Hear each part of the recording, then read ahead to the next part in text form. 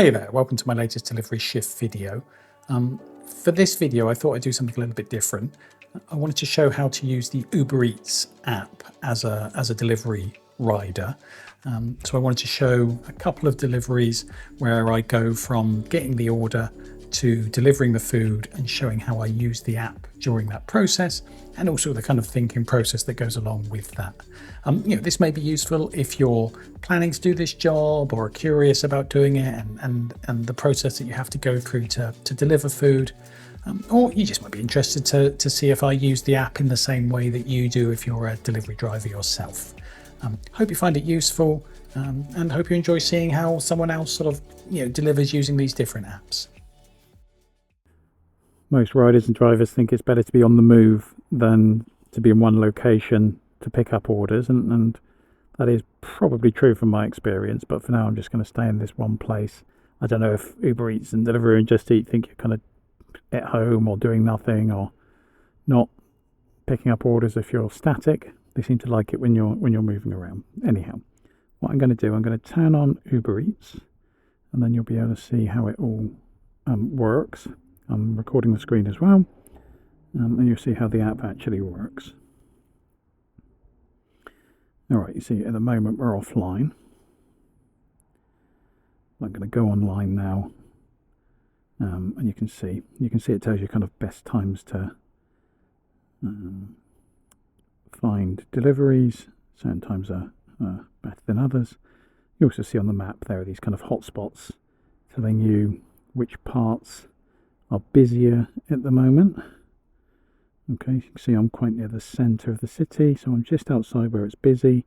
It doesn't mean you have to be in any of these red spots. It just means that there are more orders in those places at the moment. Alright, just a couple of things to note. In the sort of settings, you can change things like navigation. Navigation is quite important. Like Uber Eats does have its own navigation in the app, and they do recommend that you use that. However, I tend to choose Google Maps just because it's a bit more reliable, and my experience of the Uber Eats navigation has been less than fantastic. So what I use is Google Maps, and that means when you get an order and you accept it, it will open up Google Maps automatically and direct you to either the restaurant, if that's where you're going, or to the customer. Alright, so let's go online and see.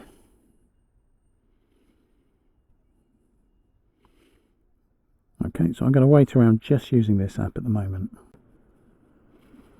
Alright, well, nothing came in for a few minutes, so I'm going to test my theory that a bit of movement might help. So I'm going to go about, drive around a little bit in this area and see if that prompts any orders from Uber Eats. Look, there we go, we got the first one in. Now I'm going to take this one, just going to pull over, and then we can have a look at it properly. Now, this is a match order. This is, you can see this is 18 minutes, 2.9 miles, £4, customer verification. Alright, I'm going to match to this. Now, a match is something slightly different. Okay, and you can see it's now showing me the location and where I need to go. So now you can see it's kind of booted me into Google Maps. Gave me a little brief overview of where I'm going on the Uber Eats app. Now this was a slightly different type of order from Uber Eats, probably not the best one to start with, but it was what's called a match. Uber Eats have something called Trip Radar. It's more of a kind of a competitive thing where an order is thrown out, but it's not specifically for you. You can sort of throw your hat in the ring for it, and it might match you with it if it feels you're the best person for that particular order. Most orders are normally specific for you, and you've got a certain amount of time to accept them.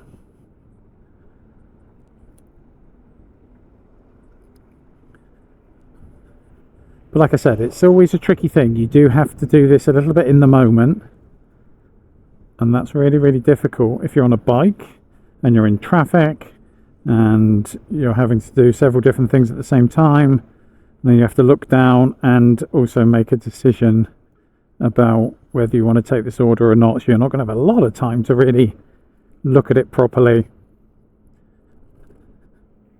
And, you know, you will make mistakes. Sometimes you'll take really terrible orders and then later realise that you're going much further than you planned, or it's not paying as well as you thought. So that is part of the kind of learning process. So as I say, Google Maps is generally better than the built-in navigation on Uber Eats, I've found. The one downside is that you will often need to switch over to the Uber Eats app when you either get to the restaurant or get to the customer, just because it will often have sort of specific instructions on there which you need to know. So for example, a restaurant might have a specific part of the restaurant you need to go to pick up the order, and you might need to go around the back of the restaurant, and they don't want you coming through the front door, or some instructions about, you know, you must have a thermal bag or something like that. So you need to be able to sort of see those instructions if necessary. And also when you arrive at the sort of customer's location, you do need to again switch back over to the Uber Eats app just to get the specific address firstly, because it doesn't seem to hand over exactly the address to Google Maps. It seems to hand it to sort of almost the address, sort of one or two houses, but you need that specific address. And also, again, any specific delivery information that you need in terms of where the house is or where you need to go. Do you need to go around the back? Is it, you know, a specific flat, color of door, etc.? Things that might help you locate it if it's in an odd place. So normally what I do is just before getting to either the restaurant or to the customer, I'll come out of Google Maps, or I'll minimize Google Maps and open up Uber Eats. One thing you will notice if you look at the screen is that, this is one of the good things about the Uber Eats app, is that it's got this sort of little circular overlay. You can see it in the top left hand corner, which whatever app you're in, as long as you've got Uber Eats open, if you're in Maps or WhatsApp or YouTube or whatever, it will kind of sit on top, and you can just click on that black circle and it will bring up the Uber Eats app, which is kind of useful, although it's a bit small. It's kind of tricky to hit it, particularly if, like me, you're on a moped and you've got gloves on, and these don't always have a lot of accuracy when clicking on the screen. Alright, we're heading to a Tesco's order now. Now, supermarket orders are normally pretty good in that you don't have to kind of rush to deliver them. It's not hot food a lot of the time. Alright, let's just switch over to the app now. You can see here, it tells you information. Note from business, go to checkouts inside the store, contains gold chain items, chilled, and then there we go. And you can see it's got, I'll blur out the name of the person, but then it's got confirm pickup. And this is once you've collected the order, you click that to confirm that you've picked it up, and then it will give you the information you need. Excuse me dear, can I collect that one? Thank you. Not too many items in that one. And here, you see I've got a button now which says confirm pickup. So I click that, that confirms it, and then I just swipe across complete pickup. It will then take me to the app, show me my sort of map overview, and then it will automatically kick me into Google Maps to take me to the customer. You can see this one is not very far, 1.6 miles. Alright, so let's get off to the customer now. So we've got 1.5 miles to go for this. Okay, so I'm sort of coming up to the road where the customer lives. What I'll normally do at this point, when I turn into the road, is I'll either stop, or if I can see it's really, really quiet, I'll then just turn over to the Uber Eats app. Let's just see if I can bring that up. You can see, you can bring that up there. I might have to blur some of this out, but this now tells me exactly where I'm going, what the address is, and any other types of information like the drop-off type. It says meet at door, so I'm going to go to the door to give it to them. So I now need to find the customer. What number are we looking at? Okay. Right, when you're close enough, it gives this kind of "you've arrived" option. Let's just close Google Maps. Okay, now it also requires me to take a photo as well, even though it says meet at door, which is unusual. But we'll see. Perfect. Yeah, I understand. Yeah.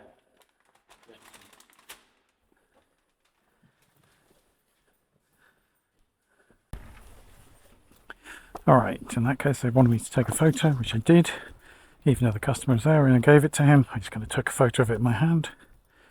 And then when I've done on that, it gives you a tick next to the name, and then there's just a slide across, and that's it. Complete the first delivery, and that should update your figure at the top of the page pretty soon in terms of earnings. Let's just see that.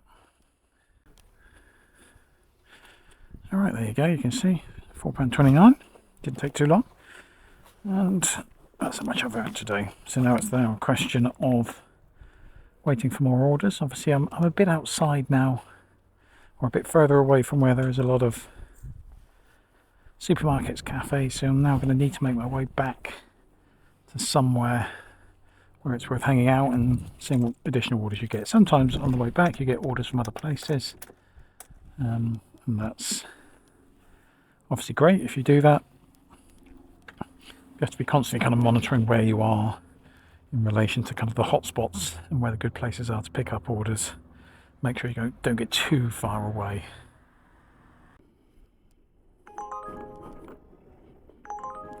Okay, so we've got an order coming through now. This is a really nice one.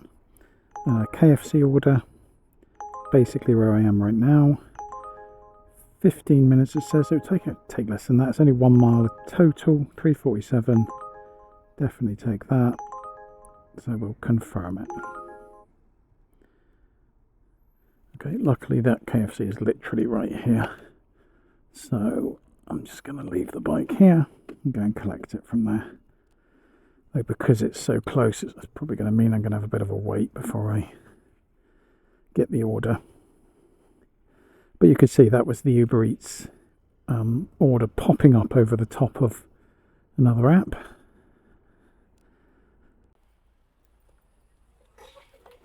Go on, mate.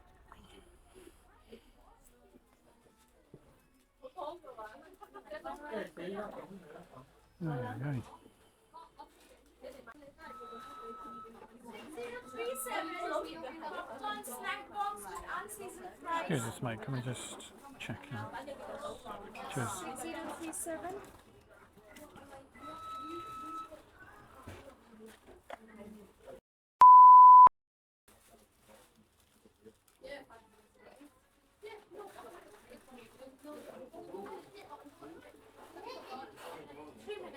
Three minutes. Okay. Cheers.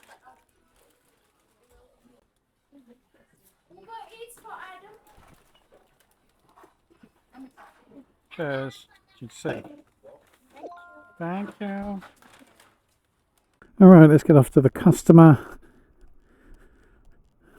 KFC is definitely one of those places where they will ask you to show you actually kind of confirming the pickup, so that they can see that you've accepted the delivery and that the customer is now sort of tracking you. This is to avoid you potentially stealing the food, which does happen occasionally, and so I don't get too upset if they do ask for that. Again, this is a very short order, and these are the ones that you definitely want to accept.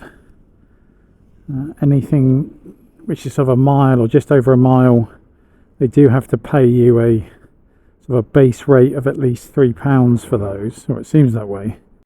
Now, you may have seen when I was in the KFC there, I kind of hung back a bit to begin with before going up and telling them about the order I have. General rule, you want to really get to the front as quickly as possible and tell them the order, and that does mean you can kind of push in.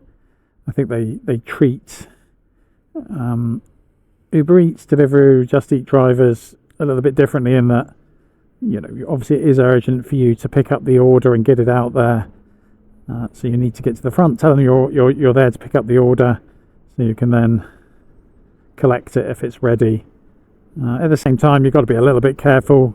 Customers can sometimes get a bit pissed off with you if you sort of start pushing past them while they're in the middle of an order or something. You just got to weigh it up a bit and find just the right moment to tell them that you're there and ready. Oh, now you can see here I'm getting another order coming in, which is an order that I can then take after I've delivered this one. But let's have a look at this one. I'm going a bit slowly so I can see it. £7 for about 6 miles. That's probably one I don't want to take. It's going to take half an hour. That is a long order. I'm going to click the little cross button in the corner to get rid of that. You can see it's a tricky thing. You've got to make this decision quite quickly. You've got to look at all the details. I'm on the road. That's really, really tough to do. Now, ideally, it'd be great if you could just pull over and have a quick look at it. That's not always realistic. So you sometimes just have to have a quick peek down, make a quick snap decision. And in that case, it was simply that it was a really long order. We're looking at 6 miles. Now this one, I've just switched over to the Uber Eats app. You can see at the bottom it says customer PIN required. So this one's going to require me to get a number from it. They do this sometimes with Uber Eats orders, possibly because they're a new customer. They're just sort of checking. Hello? Hey, bro. All right, mate. 4885. Oh, wait a sec. Was it 4885? 4885, yeah. Perfect. Just grab that. Just get your drink for you as well. There you go, mate. Good stuff. Have you got them? Cheers, mate. Have a good one. So there you go. There were 2 deliveries using the Uber Eats app. I hope you found it useful to sort of walk along with me through that process. And if you're thinking about doing this job in the future, I hope it gave you at least a first few steps of how to do that using this app. It's not quite as easy as everyone thinks it is. Everyone assumes this job's really easy, but it does take a bit of thought to do it correctly. And I think this video shows that. In a future video, I'll also do a similar video, but with the Deliveroo app, so you can see how that's similar or different to using the Uber Eats one. If you like the video, give it a like, give a subscribe, really helpful. If not, enjoy the rest of your day.